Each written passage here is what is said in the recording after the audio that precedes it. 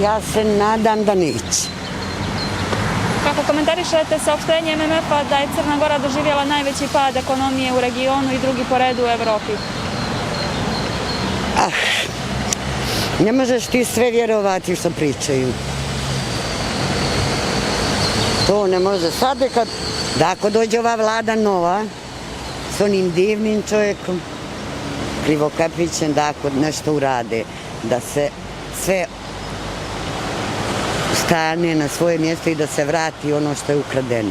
Eto. Ja mislim da je to dosta. U redu, hvala vam puno. Pa ne znam, mislim da mi nismo kompetentni da pričamo o tome. Jesmo u krizi svi, kao i čitav svijet, ali ne bi mogla taj odgovor da dam. Kako komentarišete saopštenje MMF-a da Crna Gora ima najveći pad ekonomije u regionu i drugi po redu u Evropi? Pa vjerovatno nismo dovoljno dobro radili. Moramo bolje, moramo više, moramo sve. Da li mislite da će Crna Gora da bankrotira? Hoće. Kako komentarišete saopštenje MMF-a da je Crna Gora doživjela najveći pad ekonomije u regionu i drugi po redu u Evropi? Ne, nisam to pratio, ali znam da će da bankrotira. Prije ili kasnije mora da bankrotira.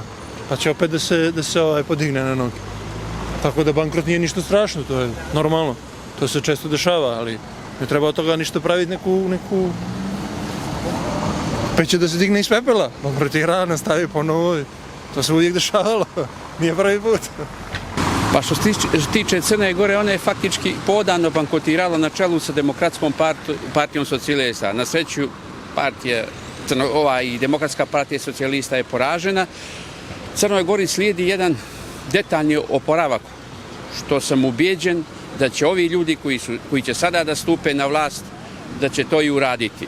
Dakle, Crna Gora pod vojstvom režima Mila Đukanovića i Demokratske partije socijalista, kad su oni došli na vlast, bruto društveni proizvod je u odnosu na dug bio negdje oko 26%, a sada faktički 100%.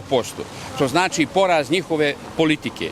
I dakle, što se tiče ekonomsko-socijalne situacije, oni su narod i državu doveli do samog kraja, to jest gurnuli su ih u ekonomsko-socijalni ambis. Kako komentarišete izjavu mandatara da već sljedećeg mjeseca možda ne bude plata i penzija? Što se tiče mandatar, to on govori sa aspekta gledišta realne situacije, ali na njih je da iznađu mogućnosti da moraju da obezbijede plati i penzije, inače narod ne može da živi bez para i narod mora imati neka primanje. Jer što se tiče zemalja Zapadne Evrope sa kojima Crna Gora nastoji da bude u europskom društvu, tamo svaki građanin mora imati određena primanja. Tamo je nezamislivo nešto da se može ovako slično desiti, dođe zemlju ovakvu krizu i da ne može da isplaćuje penzije i plate. To je apsurd, to je nepojmljivo zdravom ljudskom razumu. Da li sam Crna Gora da bankrotira? Naravno da ne. Živimo u ovoj državi i naravno da ne bih volio da se to desi. Za bolje svih nas, naravno. Kako komentarišete saopštenje MMF-a da je Crna Gora imala najveći pad ekonomije u regionu i drugi po redu u Evropi? Baš i ne razumijem u to, pa nemam adekvatan odgovor. Ali sad ne znam,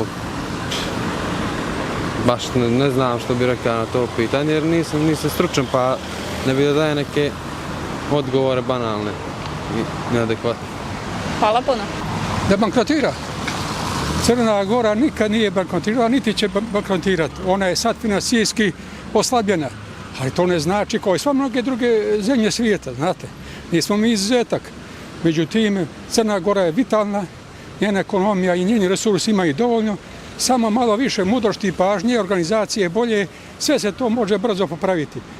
Ovo pitanje vaše neću da shvatim provokativno, jer ja sam Crnogorac, to ne ističem zbog toga da bi nacionalno istakao, nego ovu zemlju volim, doživljavam i gradio sam je, nikad ne bi dozvolio i neće dozvoliti narod crnogorski da ona propane u bilo kom obliku.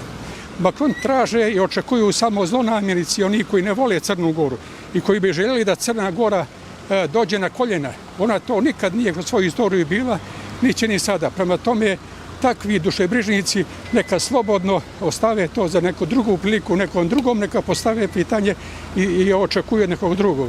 A od Crne Gore to neka ne očekuju, jer ona to, kako kažem, neće dozvoliti, jer njeni građani su vrijedni ljudi i oni će svoju zemlju pomoći u svakom smislu.